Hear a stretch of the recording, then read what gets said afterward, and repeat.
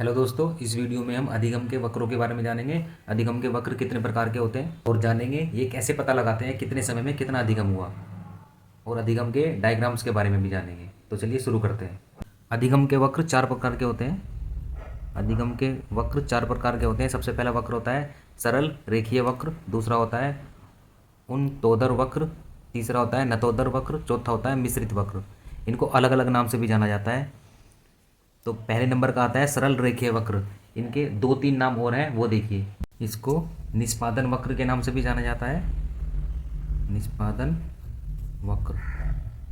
इसको समान उपलब्धि वक्र के नाम से भी जाना जाता है, समान उपलब्धि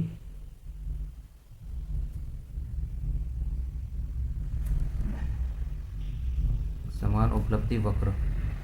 इसको समान उपलब्धि वक्र के नाम से बनाया जाता है। तो आपको तीनों नाम याद रखने हैं, सरल रेखीय वक्र, निष्पादन वक्र, समान उपलब्धि वक्र। देखिए इसका डायग्राम कैसे बनता है।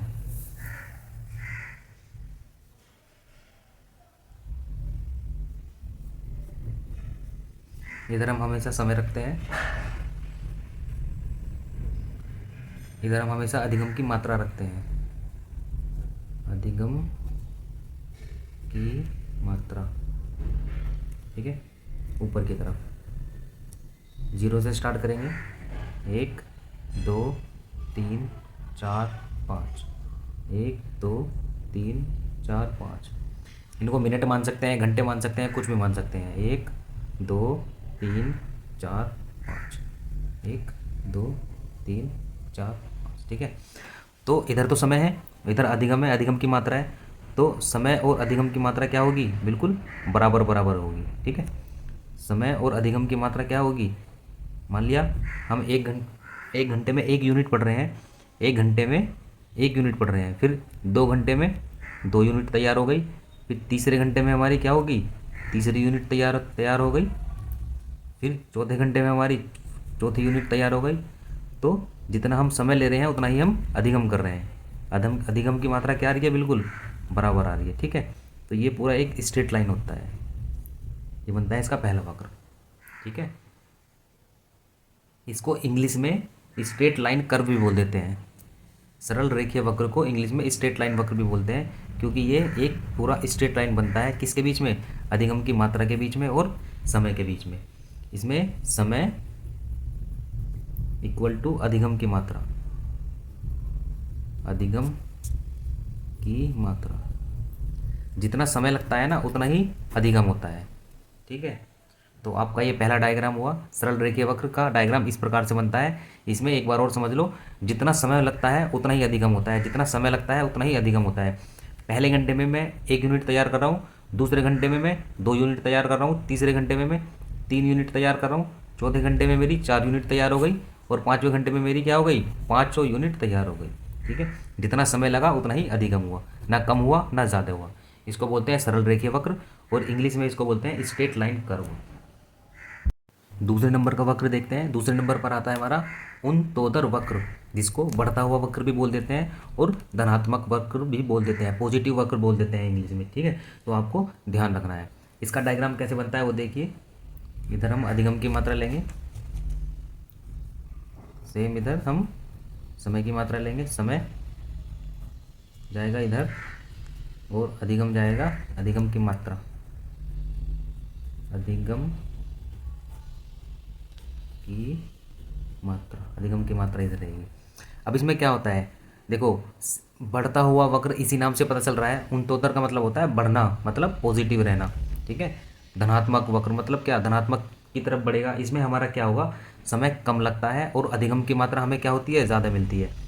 मान लिया ये 1 घंटा था, ये 2 घंटे थे, ये 3 थे, ये 4 थे। ठीक है, तो समय तो लगेगा कम, अधिगम की मात्रा होगी ज़्यादा। तो देखो यहाँ तक इससे हम बड़ा ही लेंगे अधिगम की मात्रा। यहाँ पे मान लिया 1 हो गया, यहाँ पे हमारा 2 हो गया, यहाँ पे हमारा क्या हुआ?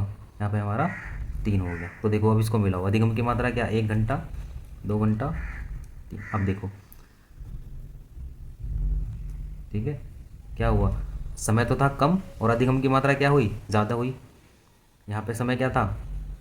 कम है, और अधिगम कितना हुआ हमारे पास में? ज़्यादा हुआ। यहाँ पे क्या हुआ? अधिगम कम है, सॉरी समय कम है और अधिगम क्या हुआ? ज़्यादा हुआ, तो ये क्या बनेगा, ये इस तरीके से कर्व जाएगा। ये इस तरीके से कर्व इस तरीके से होता हुआ जाता है, ये वाला कर्व। तो इस वाले वक्र में समय तो होता है कम, समय कम होता है और अधिगम ज़्यादा होता है, अधिगम ज़्यादा होता है। कम समय में हम ज़्यादा पढ़ लेते हैं, कम समय में हम ज़्यादा सीख लेते हैं। इस वक्र का कहने का मतलब ये है, ठीक है, आपको ये चीज़ ध्यान रखनी है। अब आता है तीसरे नंबर का वक्र। तीसरे नंबर का वक्र आता है नतोदर वक्र, घटता हुआ वक्र, जिसका दूसरा नाम घटता हुआ वक्र भी है, ऋणात्मक वक्र या नकारात्मक वक्र भी इसको बोल देते हैं। देखिए इसका डायग्राम कैसे बनता है। इधर क्या लेंगे, सेम वही अधिगम की मात्रा, इधर लेंगे हम समय, ये हमारा समय जाएगा, और ये अधिगम की मात्रा। तो देखो इसका डायग्राम कैसे बनेगा। इधर हमने अधिगम की मात्रा ली है और इधर हमने समय की मात्रा ली है। तो इस वाले डायग्राम में नतोदर वक्र में, घटता हुआ वक्र में समय ज़्यादा होगा और अधिगम कम होगा, ठीक है। समय क्या है, 1 घंटा है, पर अधिगम क्या हो रहा है, 1 से कम हो रहा है, ठीक है। समय क्या है, 2 घंटा है, पर अधिगम क्या हो रहा है, 2 से कम हो रहा है, ठीक है। अधिगम समय क्या है, 3 घंटा है, पर अधिगम कितना हो रहा है, 3 से कम हो रहा है ना। यहाँ पे पूरा 3 है, ये 3 से कम जा रहा है। अधिगम क्या है, समय हमारा अधिगम समय क्या है हमारा, 4 घंटे, ठीक है, 4 घंटे, और अधिगम क्या हुआ हमारा, 4 से कम हुआ, ठीक है। तो ये क्या घट रहा है, ये घटता हुआ वक्र तो जा रहा है। अधिगम क्या है, ये समय क्या है हमारा, 5 घंटे, और अधिगम क्या हुआ हमें, 5 से कम मिला। तो देखिए इसका वक्र कैसे बनेगा, इसका वक्र ऐसे जाएगा ऊपर की तरफ बनता हुआ, ऐसे, ये ऐसे की तरफ जाता है, बिल्कुल इसका अपोजिट जाता है, ये ऐसे जाता है, बढ़ता हुआ वक्र ऐसे जाएगा, और घटता हुआ वक्र इस तरीके से ये जाता है। ये हमारा घटता हुआ वक्र हो गया, इसको नतोदर वक्र या ऋणात्मक वक्र भी बोलते हैं। इसमें क्या होता है, समय ज़्यादा होता है और समय ज़्यादा लगता है, और अधिगम क्या होता है, कम होता है, अधिगम कम होता है, ठीक है। तो एग्ज़ाम में यही पूछा जाता है कि वो कौन सा वक्र है जिसमें अधिगम की मात्रा क्या होती है, कम होती है, और समय ज़्यादा लगती है, समय ज़्यादा लगता है। तो क्या बोलते हैं उसको, नतोदर वक्र बोलते हैं, घटता हुआ वक्र बोलते हैं, ऋणात्मक वक्र बोलते हैं, या नकारात्मक वक्र बोल देंगे।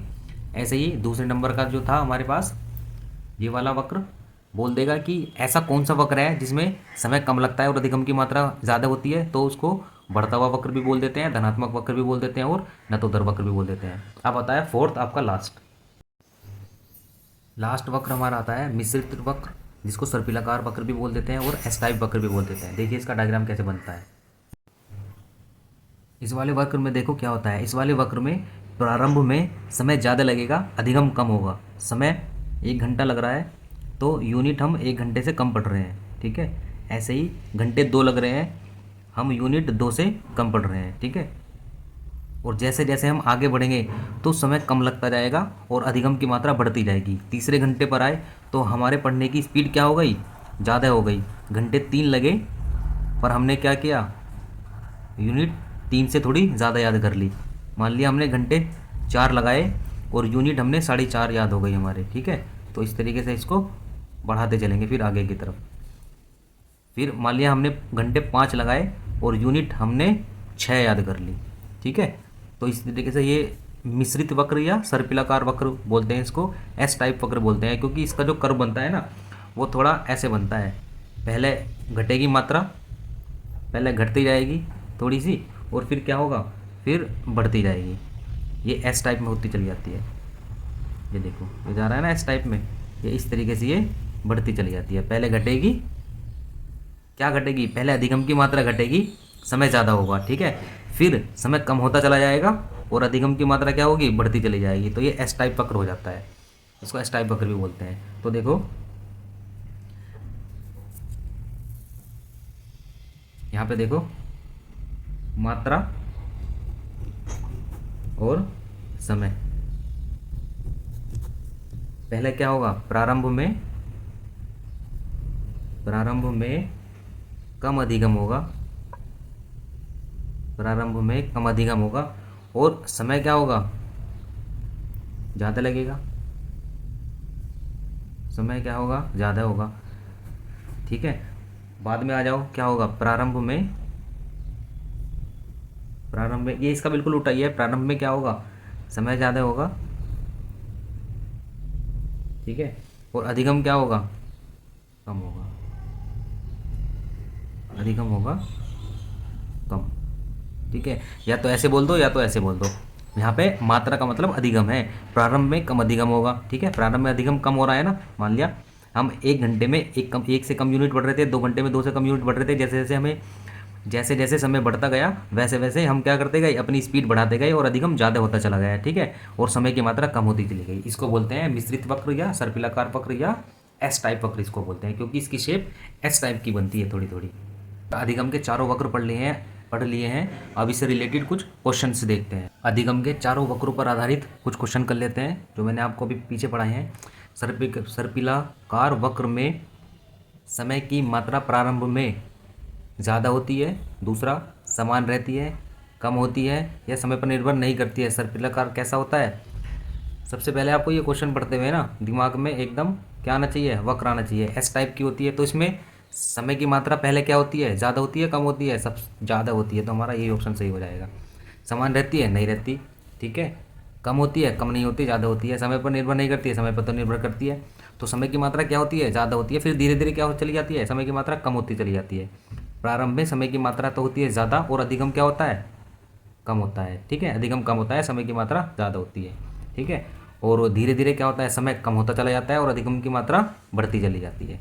तो ये क्वेश्चन हुआ। अगला क्वेश्चन पढ़ते हैं, देखते हैं अगला क्वेश्चन क्या है। मिश्रित वक्र का दूसरा नाम क्या है, मिश्रित वक्र का दूसरा नाम क्या है। बहुत इजी क्वेश्चन है। सरल रेखीय वक्र, नहीं।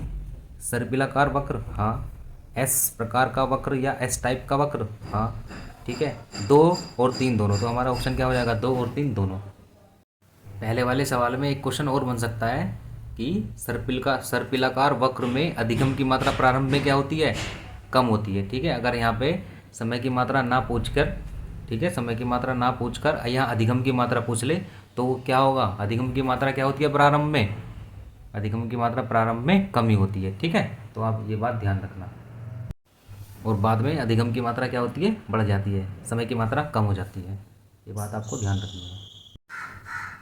अगला क्वेश्चन देखते हैं। नतोदर वक्र में कौन सा कथन सही है, नतोदर वक्र के संबंध में कौन सा कथन सही है, आपको ये बताना है। आपको ऑप्शन है, समय कम लगता है, अधिगम ज़्यादा होता है, समय के बराबर अधिगम होता है, समय ज़्यादा और अधिगम कम होता है, या इनमें से कोई नहीं।